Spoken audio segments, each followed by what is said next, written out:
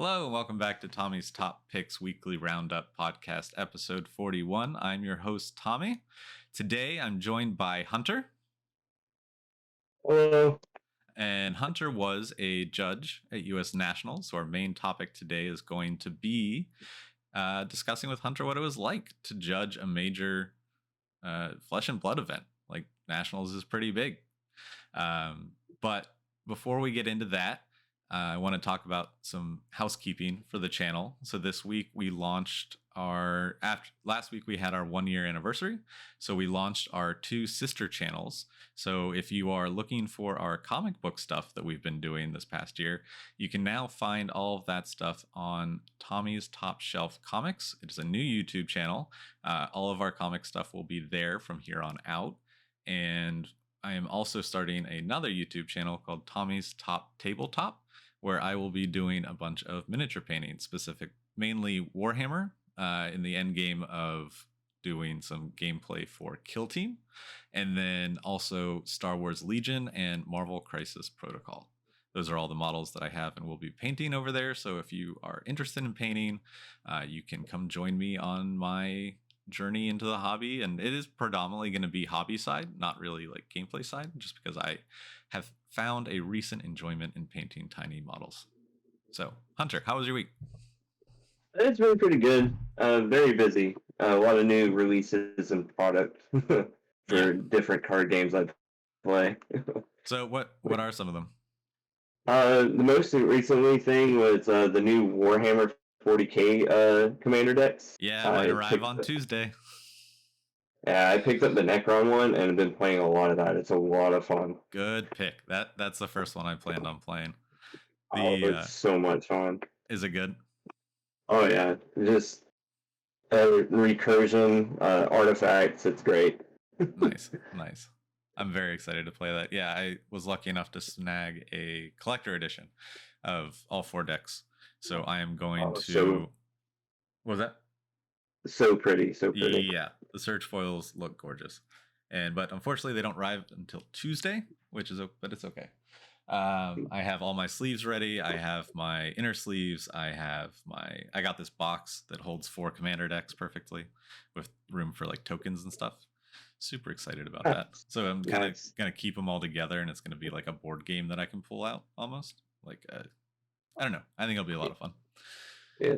The Warhammer decks are very fun as a group. Just playing all 4 of them against each other. Yeah, they did very well with balancing. Good. That's good to hear. There isn't like one that's just gets floored. No. Good. That's awesome. I was really concerned about that, but this also being their first Universe Beyond product, I was a little worried to see like where the power level would be, because the community has had a bunch of pushback, like #NotMyMagic.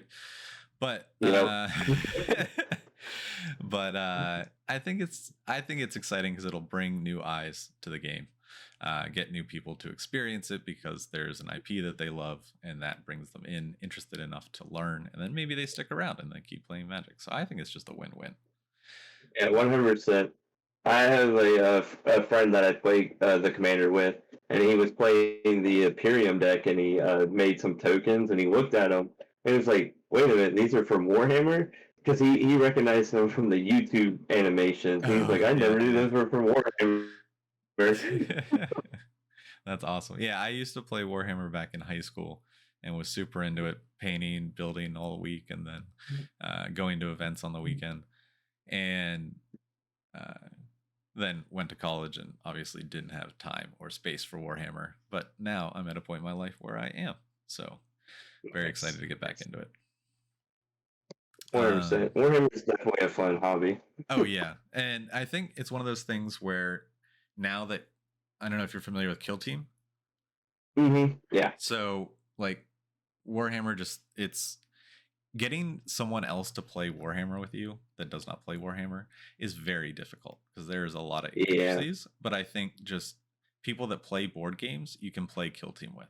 Like you can get them up and running in a round or 2. And then the games are so quick, you can play a couple in a get together opposed to Warhammer where you might finish a game.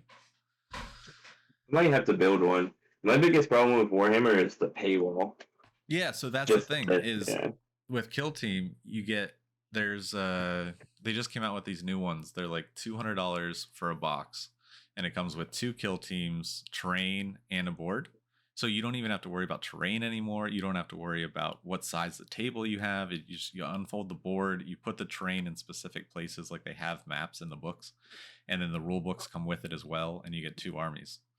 So That's and then very nice. I love it when companies are inclusive to like other demographics. yeah, and I think they're definitely realizing that their target audience is getting older and not they still want to play, but they don't have the time, so then they don't commit to the game.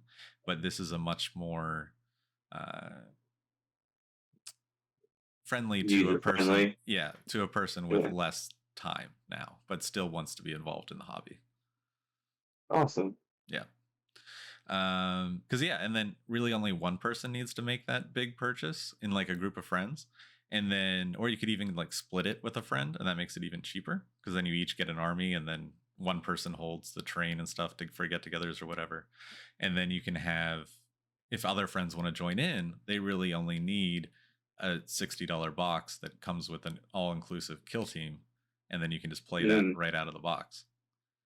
So Do they come pre-painted or? no, you gotta glue them, you gotta sand them, you gotta Okay. prime them. Yeah, I, I wasn't for sure if it was like other Warhammer products. And okay, yeah. Oh, awesome. it is. Yeah, yeah. It's the full hobby. Besides the big vehicles and tanks and stuff.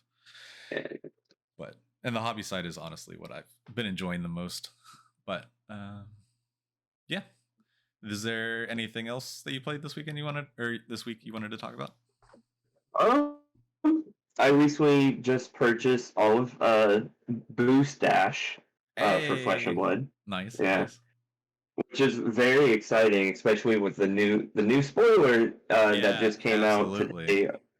I don't know when this will be posted, but on the 9th of October, the new pit gun was spoiled for Yeah, Dash. yeah, And yeah. it's insane. Yeah, The I'm super excited about that. It was funny when it got revealed. I was like, "Oh snap! Good thing I just recently switched to Dash a couple weeks ago and started building her out." yeah, yeah, especially like it's going to get people away from the Turtle Dash. Yeah. Nothing against Turtle Dash or Tank Dash. It just doesn't feel as fun.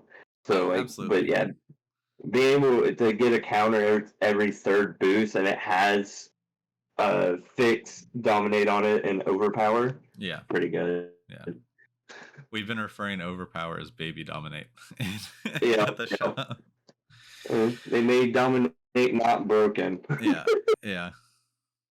But cool. I'm actually staring at my induction chambers. They just arrived a couple days ago, Nice, nice. but I haven't put them into my deck yet. I need to restructure it. I do kind of want my Dash deck to be able to do the Turtle deck, but also Yeah, yeah, yeah. predominantly Dash because we have a bunch of really good Guardian players in our local meta, and it's been rough. Disgusting. Yeah, but I can't. was I that? can't blame him. I picked up Bravo as well, so Oh yeah, yeah. Bravo, yeah. Bravo was one of the first heroes I played when I started into the nice. game. So I think he's a great hero to learn the game on because you learn like the back and forth, the blocking, the attacking, what's Hmm. worth to keep, when to do what, all that kind of stuff. He's very decent at every aspect of the game in regards of learning.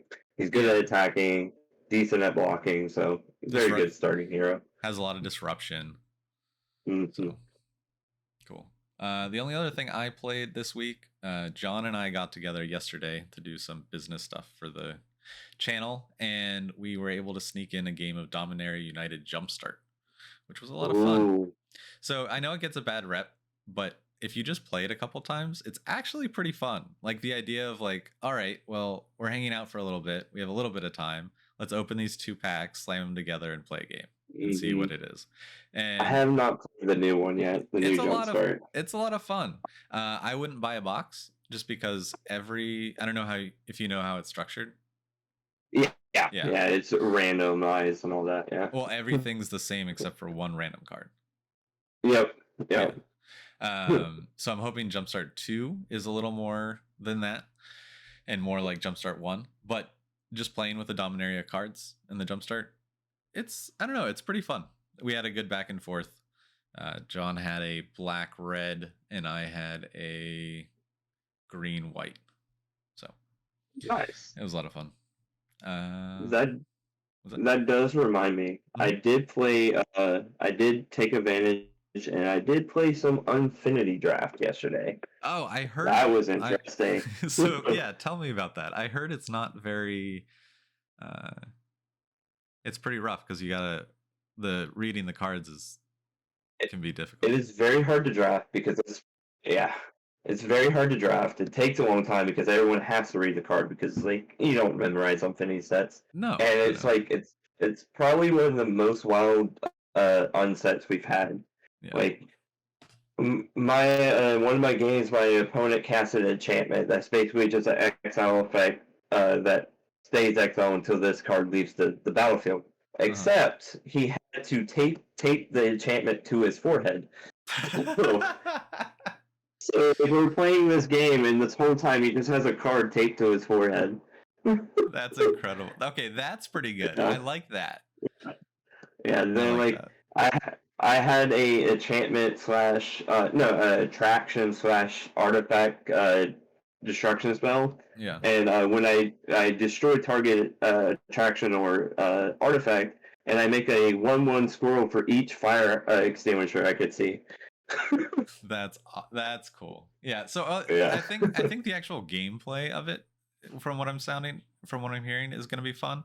But like the actual draft experience, like when you're building your deck, is difficult. Yeah, the play is definitely a lot of fun. The draft takes like our draft it was just an 8-person pod, 3 packs, the normal draft. Yeah. And it took an hour just to draft, just because you have to read everything. Yeah. Like, can I actually do this with the cards I've drafted? Right. Is there like this stuff in the room? And that's funny. Yeah, there was another card that says like pick a person outside the game, and as long as you can see them, target creature can attack or block. So it's like, is this person you're picking going to stay around long enough to not die from the creature you're choosing? That's funny. Yeah, it was very fun, but a very unique experience. I definitely recommend. Yeah, I do plan on doing it. It's just gathering the 8 people. But Yep. I think it'll happen. I did order a box, so when I have the people, I will have the cards. Nice. I did pull 3 of the shocks, so nice. we kind of high rolled there. There you go.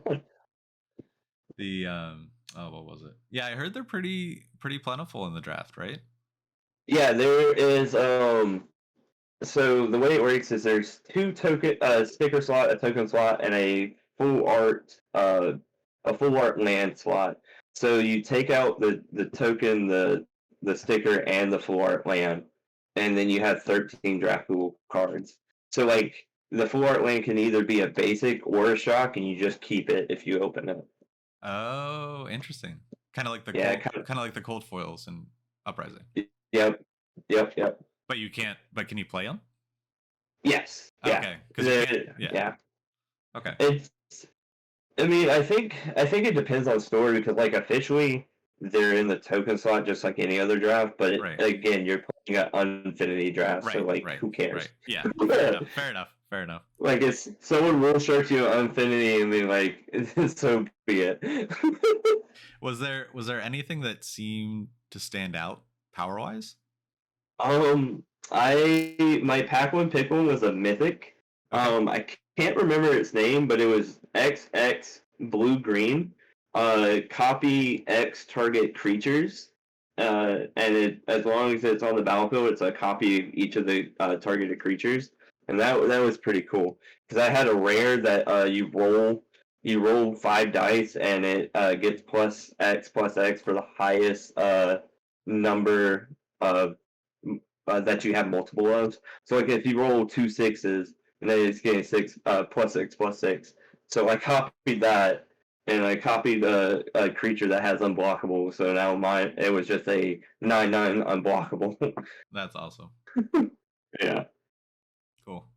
Well, let's get to the main topic here. So you were a judge at Nationals for Flesh and Blood.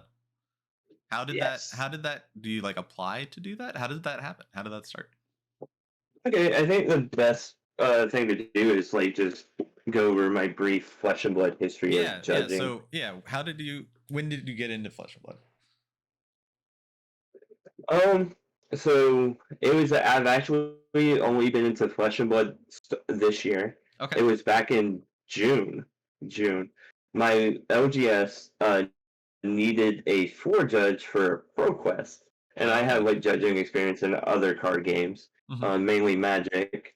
So they're like, "Hey, would you be interested in doing that?" I was like, "Maybe I'll look at the test." And the same day they asked me, I took my level 0 and took my level 1 and passed both of them. And I was like, Nice. "Well, I guess I'm a judge now, so I'll do the ProQuest." There you go. So in Jacksonville, Florida, where I am located, I am the main head judge for all the tier 2 or higher events now. Like I done a ProQuest and 2 RTMs prior to doing nationals. And yeah, basically there's nationals this year was ran through Star City.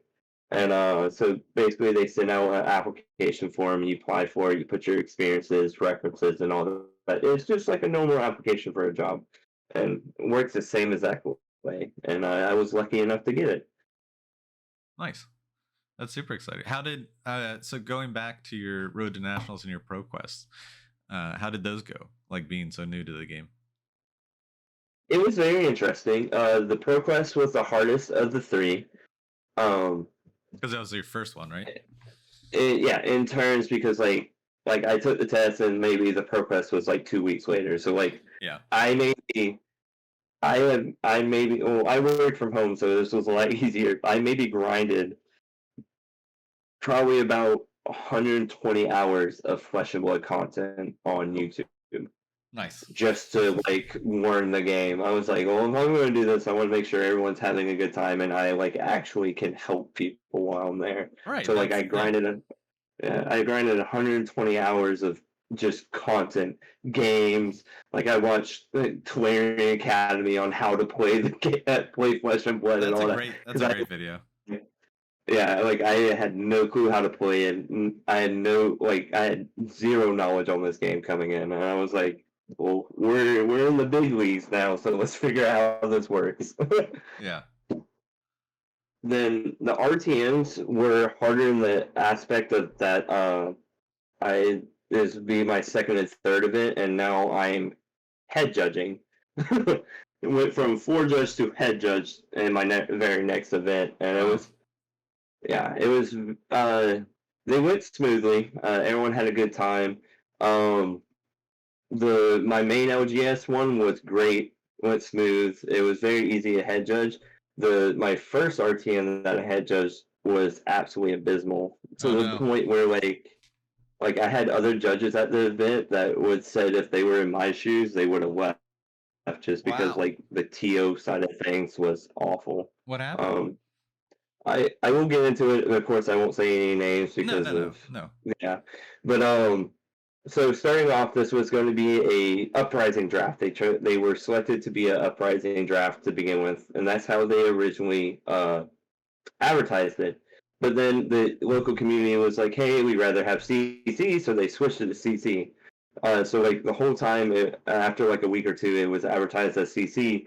Well, the night before, like a night or two before, I just texted the owner just to clarify some like logistics and stuff like that. I was like, "Hey, did you guys ever contact LSS to switch formats for the RTM? Because RTMs was one of the ones that were sometimes the seasons they let you choose the format, sometimes they tell you what the format is, and this was one of the seasons they tell you, so you had to contact them if you want to switch."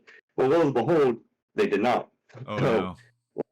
Like maybe 30 hours before this event happens, I'm texting everyone that I like in the local area, some out of city people that I know are coming. Like, hey, wow, like traveling. Yeah, like this is draft. Do not come for CC. There's no chance this will be CC before the event starts. And I was like, just prepare for draft. So that already started the event and like in craziness. Then I get there, I get everyone seated.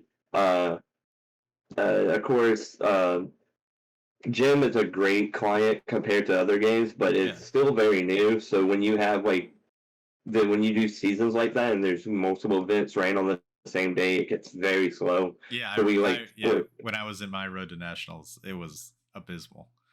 Yeah, so we were started 4 or 5 minutes late because of how slow it was. Then I get everyone seated, pass out draft packs and all of that.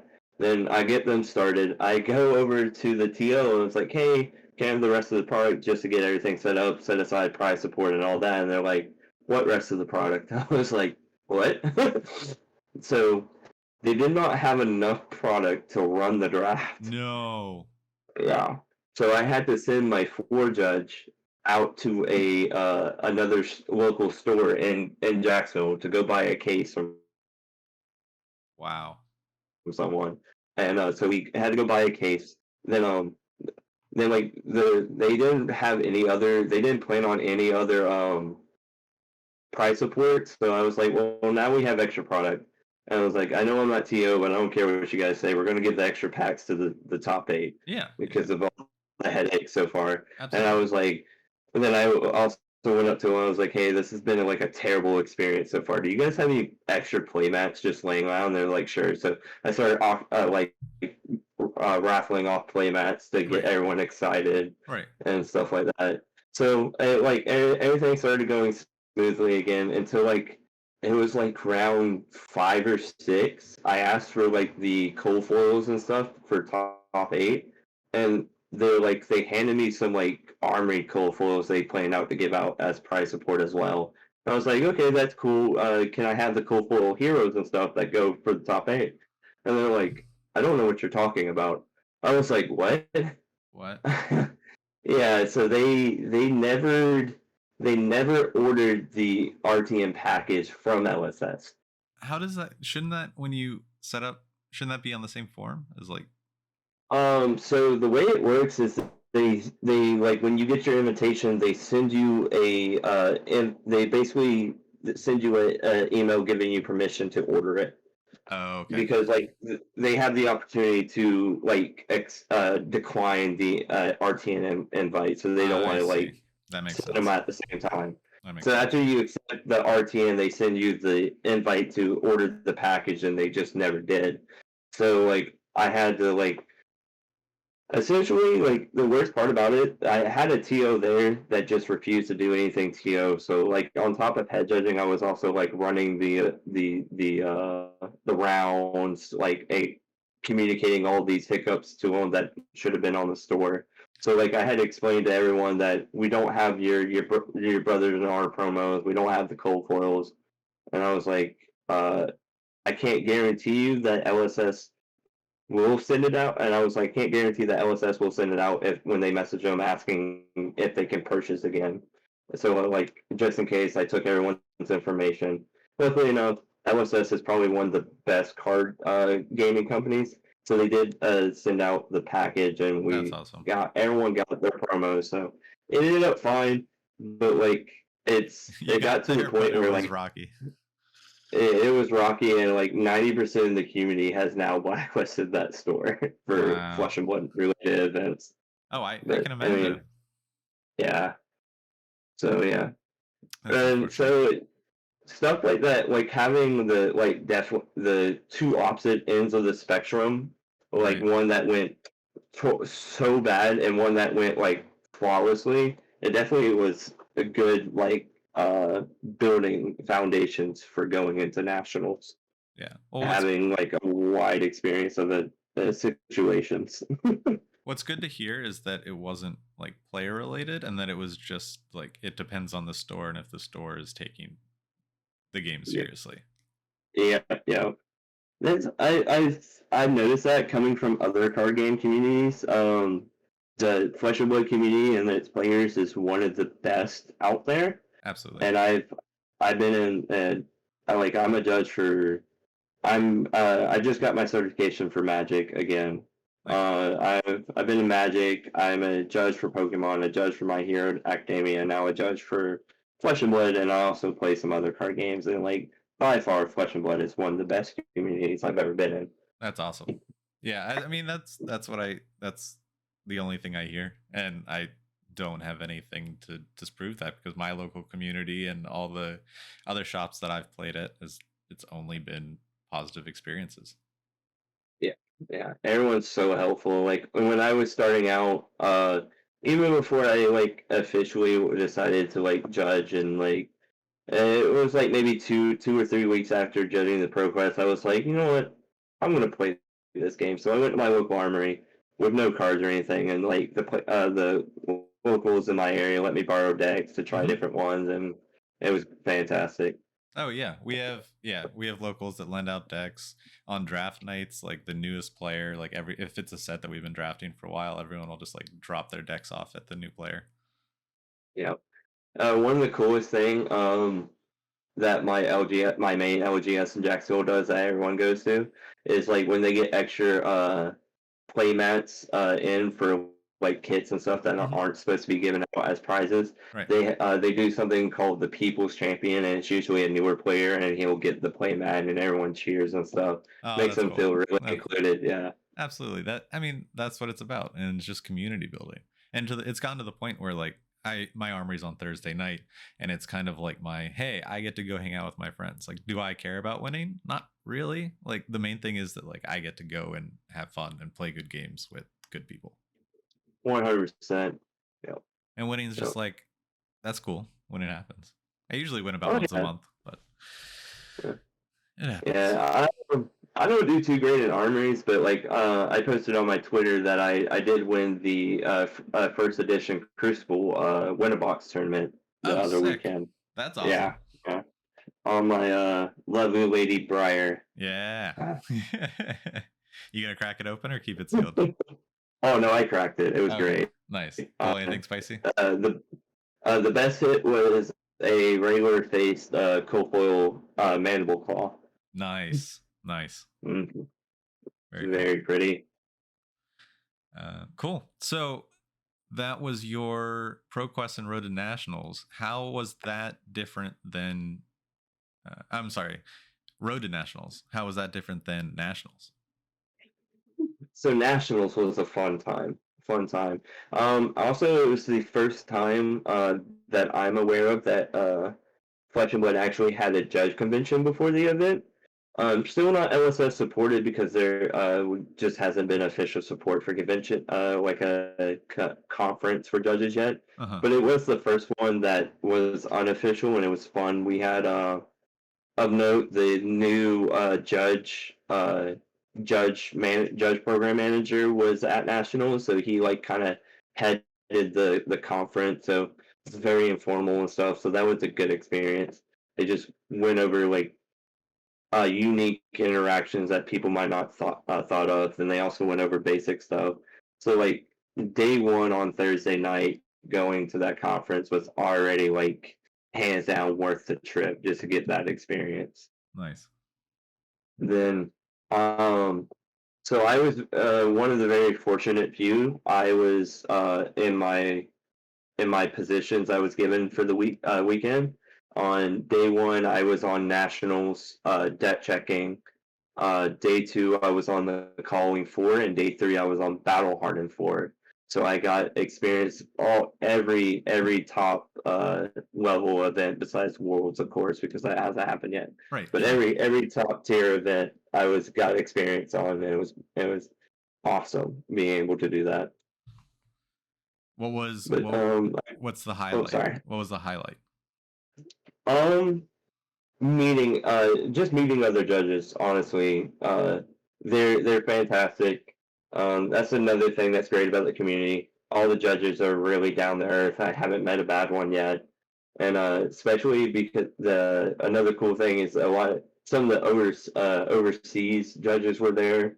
Like there was one from Italy, there was one from Austria. It was just cool. Nice. So, I guess we can go into day one on debt checking. Yeah. Uh, Yeah. Tell us about that. yeah, because that is a hot topic, especially because of a couple months ago, the big thing about foils and people Right. getting like IP2s and stuff like that for foils.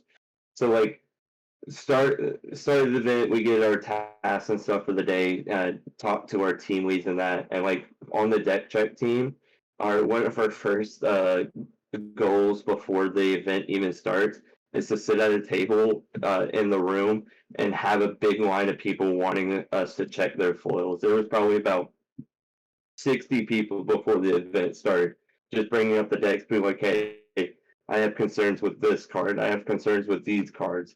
Does my sleeves look good and stuff like that?" All right, right. So for like an hour before the event started, we're just checking anyone's decks that just wants to go as like a courtesy check, like, hey, these sleeves are kind of bad. You should re-sleeve before the event starts. Right. These your foils are good, your foils aren't good, and stuff like that. And so that was a very unique thing, because I've been to Star City Opens and other events, and I don't know, it could happen, but I've never seen it at that level. So it was cool that the Star City was like, yeah, we want this at our events now, 100%. That's awesome. That's super exciting that they heard that feedback and acted on it. Yeah, that's another thing. Star City.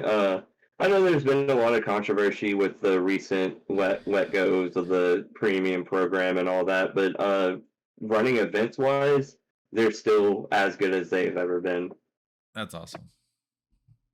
The And so when you get your deck checked, do you get like a certificate being like, hey, my deck's okay, or can another judge then later? so the way it works, the beginning of the day ones are just courtesy ones, like, Okay. hey, we looked at, there isn't anything official about it or anything, Right. but for the random deck checks, each things, we have the master list of all the players, and we check their names to see if they've been deck checked or not. And deck checking in Flesh and Blood is a lot different than any other games. In most other, especially Magic wise, deck checks at any time are almost always sanctioned for warnings and whatever punishment they deem fit. Where in Flesh and Blood, until recently, they changed it a little bit. They changed the rules on it.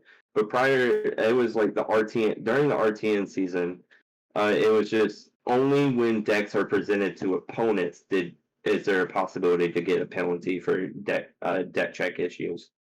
They now changed it to only when you present to your opponent and when you present your deck to a judge is when it's possibility. And that mainly covers like top 8 deck checks, because like Okay. obviously you can't sit everyone down, have everyone present their decks, then take all 8 decks away. Right, So when right. you present for top 8 deck checks, it is now sanctioned for penalties if need be, where prior to it was not. So essentially, like the way it for viewers that don't know, or listeners that don't know how deck checks work, we have your deck list. The main way in Flesh when they do it, the easiest way is you separate into pitch values, and you just go down the list, checking for names, making sure they're the right pitch value, making sure like that you didn't write a majestic as the wrong pitch value and stuff like that, because like obviously you can't have a blue sonata, because Right. Right. it's a majestic. So it's essentially that. Then another thing we check for is like we shuffle the deck a little bit and start and cut it to see if we can cut to any cards on a regular basis. Then that means there's either something wrong with the sleeve, something wrong with the card. Say like I cut your deck 5 times after shuffling and it hit a rattle bones all 5 times. There's probably something wrong with that card. Yeah. And whether or not it's just a messed up sleeve, or maybe you're marking your card some way to make it do that, whatever it may be. So you're just checking for like everything. But one of my team lead, if anyone ever asked me, the question is like, why do we deck check? And I gave him the generic answer that says in the rule book, is to ensure like event integrity and all that. Right. Right. And he said he likes to look at it from the philosophy standpoint in the rule book, that it's to give everyone like a sense of safety, that the event is like secure, kind of like how like the people that check your bag check people into airports and stuff. Sure. Yeah. They're mainly there just for a sense of security. And he's like, that's what the deck checking's really for. And I was like, oh, that's an interesting point of view. Mm-hmm. Yeah, I get that. Yeah, Yeah, that was. I feel like I would still get nervous. Like, you know how, like you walk into a store and then don't find what you need, and so you leave without buying anything, and then but you just feel weird about it.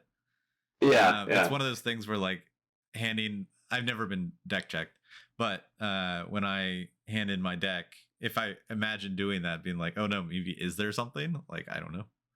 I didn't do anything intentional, but it could, like, there could be a little nick on one of the sleeves or something that looks intentional but wasn't. And yeah, don't get me wrong. Getting deck checked is probably still the scariest thing in any card game. Absolutely. Or like, did I put an extra fourth copy of that in there? Yeah. Spread it out. And especially coming from Magic and playing Flesh and Blood. Yeah, 4 copies. Like, when I first started, I would like build a deck, put 4 copies, and I was like, wait a minute, there's too many cards. I was like, what did I do wrong? I was like, okay, yeah, that's right. It's only 3. Yeah. That was pretty much the like all of day one experience. Like this deck checking, and when you get done with the random deck checks, you go to the floor and help judge the floor, so we have good coverage on everything. So day 2 was the calling, where I was on the floor the whole time, which was fun. It's fun. It's out of my 2 different jobs as a judge at Nationals, from the floor to deck checking. The floor is definitely the most fun because you get to watch the games while working. Right. You pretty much get paid to stand around and watch Flesh and Blood all day. It's great. that does sound pretty good. Sorry, go ahead. So I was just gonna ask if there was, like, at Nationals, was there something that you had to resolve the same issue multiple times? Was there like a common one that people get tripped up on? So people might not realize it, but the most common judge question in Flesh and Blood, out of all of them, is how does priority work? Okay. Yeah, because like I'm still new to it, new to the game, and I don't know how new you are to the game, but I was told of the horror stories of what the stack used to be called. Yeah. It used to be called the chain. Yeah. So you had the chain, you had the hero chain, and you had the combat chain. So a lot of players just did not care to understand how the chain worked. Yep. So when they changed it to the stack, now that it's something different and it's relevant now, a lot of players do not know how it works. So like a lot of questions like, hey, when this happens, do I have priority here? Do I have priority here? Do I have priority there? A lot of questions are that. Yeah. And how different effects and cards act with the stack. So that's like the main judge question. Yeah, I remember learning that. I got in just a couple months before Tales of Aria. Okay. So I learned on the Monarch Blitz decks, didn't like them, put the game down actually, and then picked up the Tales of Aria Blitz decks, and then got into it. But yeah, I remember having to learn the chain and the stack. I don't know, the stack makes sense. Yep. Yeah. I mean, it's that was one of the blessings coming from Magic, because everything in Magic's about priority. Right. So it was like coming from Magic to this, and like everyone's big problem is priority and sequencing. So it's like, and I've been playing Magic for years. I came from Magic to Flesh and Blood, but it makes a lot more sense when you think about it that way. Yeah, from a Magic perspective. I think the most interesting judge call I had was on day 3 during the Battle Hardened. This was Battle Hardened's draft, so it's like all new cards that people aren't really familiar with, although the set's been out for a while. Especially since some people that don't always do drafts and stuff like that are just like, hey, I'm here, let me just do the Battle Hardened. Yeah. So has unique interactions between cards that normally won't be played in like CC and other formats because they're just bad everywhere else. But in this instance, the opponent activated their oh geez, my mind's going blank. The Icelander weapon, Waning Moon, activated Waning Moon. His opponent in response played Oasis Respite. And the question it came up when the arcane damage went on the stack. The opponent that played the Oasis Respite tried to arcane barrier, and the question was if he can do that while playing Oasis Respite. So essentially, it comes down to stacking triggers from the the opponent side of things. Right. So with the arcane on the stack, you can stack it to where you can pay for a number arcane before Oasis Respite's prevention comes in. And like it seems weird because like why would you do that if you're preventing anyways? The guy, the player just wanted to get a red out of his hand, so he like pitched AB1 and let the Oasis take care of the rest. Yeah, no, that makes sense. Yeah, so but it was just a interesting like. Oh, absolutely, because he's over blocking essentially, but yeah, but hand fixing at the same time, which yeah, I think that was like where a lot of the confusion came from was like. The Icelander opponent was just like confused on why he would be doing that anyways, and it just like made everything else confusing. Yeah, because he's not thinking. He's not thinking about hand correction. Yep. Yeah, because he doesn't know what card it is. He doesn't know if it's just a dead card he's trying to get out. I think another one during the calling during CC that you get a lot of judge calls about is Tomotai and how his ability resolves. Oh, I'm sure. Yeah. Yeah, because it's not a target effect, and everything it says it does happen in resolution, so there's no point of priority. So if you pass on the trigger and let him reveal cards, you cannot activate any of your equipment, no matter what he goes to put the counters on to destroy it. Like the main one is Tomotai versus Oldhim with Crown of Seeds. Oh, they pass on the trigger, they go to destroy the Crown of Seeds, and they try to activate Crown of Seeds in response, and it's like, oh, sorry, you can't do that. Right. Yeah, it's done. Yeah. But yeah, overall it was a great experience. I can't complain. One of my team lead for the calling day one, the 4 team lead, is going to be the head judge for the Flesh and Blood side of things at Star City Con, Philadelphia. Oh, and awesome. he was like, you really should apply. I would love to have you on my team. I was like, sure, I'll apply. I got Philadelphia as well. So November, I think the 10th through the 13th is the whole time I'll be gone. I'll be in Philadelphia judging. I think it's a Battle Garden. Yeah, and we'll have to grab a drink because I'm going to be there. Oh, you're going to be there? Yeah, 100%. Yeah, we got to link up. Yeah. Cool. That'll be fun. What was I going to say? So overall, seems like it's a pretty positive experience being a judge in Flesh and Blood. Is there another? What am I trying to say? Is there? So, like, are you trying to ask if the financial side of things are good compared to other games? Yeah. Where does that stand? Yeah. So, it was fantastic. You don't need to give numbers, but just honestly fantastic. Yeah. Star City gives a good rates. I mean, I don't mind personally because it's public information if you look up contracts. Okay. It is for like basic level, which I was. It's $200 per shift, and it's usually about a 10-hour shift, so you get $20 per hour. That's not bad. Which is insane for you're just standing around looking at nerds playing card games, right? Yeah, right. You get paid $20 an hour. Great. So like I worked all 3 days, and like if you work all 3 days at an event like that, you get extra compensation from LSS.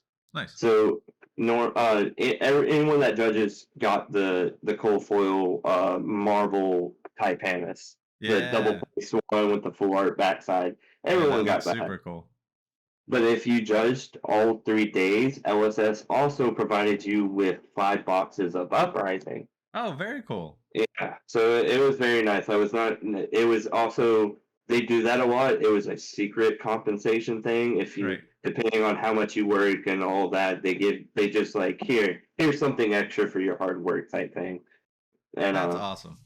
yeah, I ended up cracking those as well. Well, I sold some of my, two of the boxes to some of my friends I went with for like cheaper because I was Yeah. like, here, I got these for free, don't care. Yeah. Yeah. Yeah. Fair enough. And the box I opened a Marvel Dominia.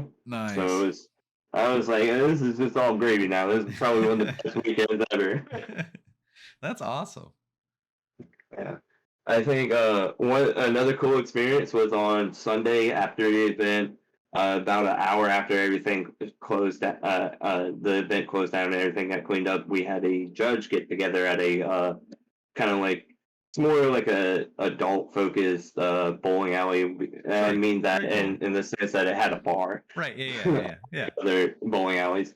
So, we just had to get together. Star City paid for a food bar there, so they had food set up for us, and they paid for the bowling. So all we had to pay for was drinks. So it was nice. That's awesome. Got to mingle with all the judges and stuff like that. I got to kiss up to my L2 so I can get my promotion to L2 soon. Nice. So how Yeah. does that work? So that's a fun topic. So currently, right now, they just increased the number of L2s there are. There used to be only like 22 in the world. Now there's 44. And the way it works is you have to be a L1 for 120 days. You have to pass your two L2 exams, one on rules and one on rules and like game policy, and one on tournament policy. Then you have to judge at least two tier two events or more, and you have to get basically a recommendation from a current L2, Oh, okay. Okay. which that is probably the most difficult part because there's not a lot of them, Right. and most L2s don't like giving out recommendations unless you work with them. So Right. like going That to makes sense. events matter a lot for getting your promotion to L2. Nice. That's very cool. That's interesting. But yeah, like overall fantastic experience. Like would recommend if you want to become a judge for Flesh and Blood, it's probably one of the best games to do it. LSS is real supportive. The community is real supportive. They like if you have a question, no matter how dumb it may seem, they always answer it. Like the judge hub is what the judge program is called for Flesh and Blood. Yeah. There's a disc. So if someone's interested in becoming a judge, what would they do? The best way to look it up is on fabtcg.com, the main website. They have an article about it. You just look up Judge Hub, and it should have a link to it. And you sign up for Judge Hub, putting in your gym ID, and it obviously you should read all of the rules, documents, tournament policy, and all that. Then you simply just have to take your L0 um your L0 test, and now you're essentially a rule advisor. It's about the same level as a rule advisor in Magic. Then after that, I don't think they've upgraded any of the requirements for L1. So like if you feel comfortable, you can take your your L0, then you take your L1, and now you're a judge that can forward judge events at bigger events. Very And cool. Cool. and it's very simple. And I think the Discord, don't quote me on this, but I don't think you have to be a judge. So if you're just a player and have questions that are rules related, but you don't really know a judge personally, you can Right. just send a message in the judge hub, and all the judges would give you an answer. It's great. That's good to hear. Yeah. Cool. Very cool to hear that there are a lot of people that care about this game in the community, and I am thoroughly enjoying watching it grow. Oh yeah, that's one of the best things about it is it's quote unquote still on the ground floor.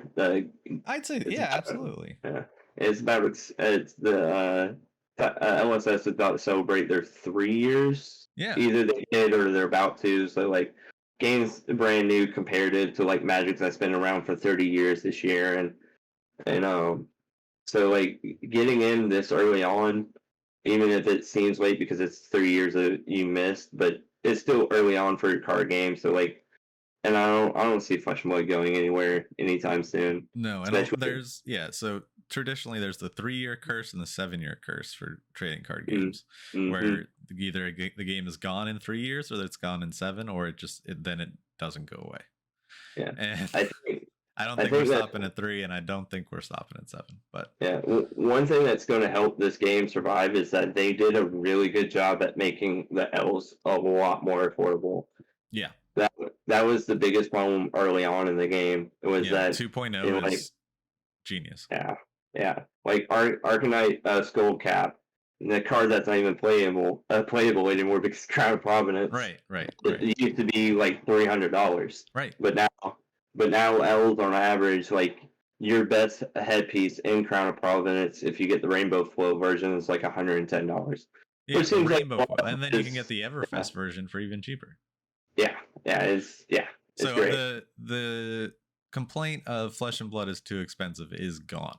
Absolutely. Yeah, essentially, your main deck is like $300, and you have to spend like another $300 on your L's. But a lot of your L's transfer over. That's for like a tier 1 competitive deck, though. Yeah. So if you wanted a tier 1 competitive deck in most other card games, you're spending more than that. With a lot less transferable cards. Yeah, like my main other format is Modern and Magic. I don't know how much people know about that, but I play a deck called Affinity, and it's like an artifact tribal deck, and it's like tier 1.5 right now to tier 2. Yeah, and it's a grand. Yeah, so it's not even one of the top decks right now, and it's a grand. So it's like comparative. You're buying like Modern Burn for each of your tier 1 decks in Flesh and Blood, which is fantastic. Yeah, absolutely. Yeah, it's super interesting. And I think 2.0 is going to do a lot to kind of keep it that way, because I have felt a bit of power creep. I don't think it's a bad thing. Just like if you were going to open one of these supplemental boxes, right? You'd probably open Everfest over Crucible, because there's just, unless you're going for specific cards that are in Crucible, just because I think the power level is a little higher. So especially my Rune Blade cards. Yeah. Yeah. And then you're looking at Dynasty and these spoilers, like we just were talking about earlier, the new Mechanologist rifle. It's called a rifle, right? Yeah, I think so. And the power level's going up, but I don't think that's a bad thing. And then it just means that the legendaries in this new 2.0 card pool are just going to be stronger, and kind of, if they push out the first 3 years worth of cards to not really being meta relevant, and you start to just have this 2.0 meta, it becomes a very affordable game to be playing like top tier decks.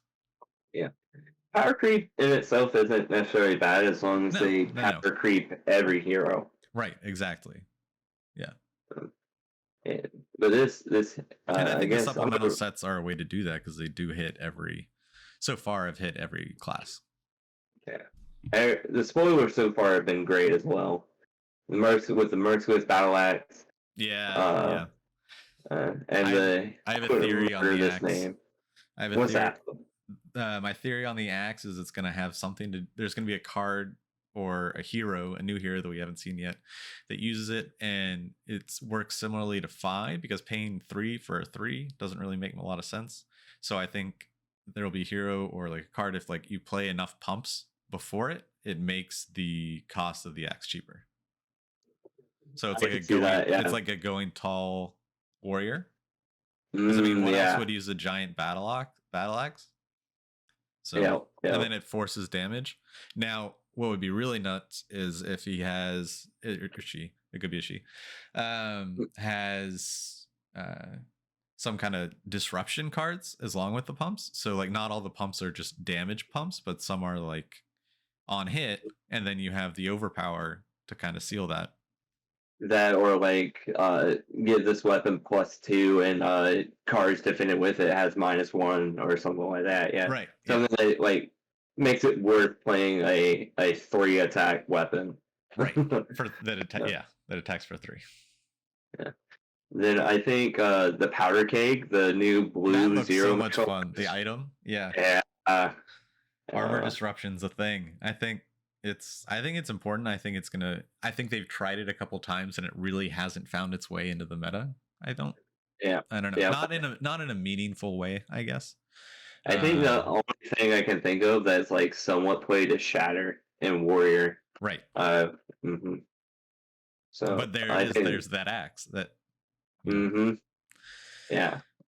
But yeah, I'm a big Warrior fan. Kasai is you're a Kasai player? Yeah. No, I'm kidding. Yeah, I'm a Kasai player. I love Kasai so much. I can't talk much. I'm a Rune Blade player, you know? Yeah. They're way to me. Well, so my thing with Kasai is when you lose to Kasai, you know what you did wrong. Like you got greedy. Because you let her hit. That's the same with a lot of, like, almost all the warriors. Yeah. You as a warrior, like, you know when you lost to a warrior. Yeah. And sometimes I get the 6 copper and then I still die because I didn't draw blood on her hands. Yeah. Like this past armory was a blitz armory and I went 3-1 and my one loss was to the mirror and I had 9 copper and I couldn't get a blood on her hands. And I even had a Minerva with 2 tokens on it and it got command and conquered. Oof. Yeah. Yeah. And I was 1 armor short from being able to block it with armor. Yeah, that's definitely rough. It was sad. Bad beats. Yeah. But it was fun. It was a good game. Because high mirrors are always wild. Well, yeah, 100%. But Sonata is probably one of my favorite and least favorite cards in the game. all my local Runeblade players love or hate it. Yeah, and especially it depends on what week it is. Sometimes they love it, sometimes they hate it. Yeah, especially in Briar. Especially when you're in Briar and your opponent, you're both at low life, and you play Sonata.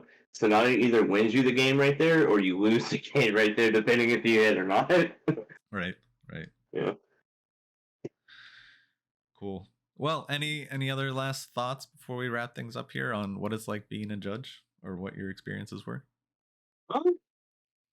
Just reiterating that if anyone out there has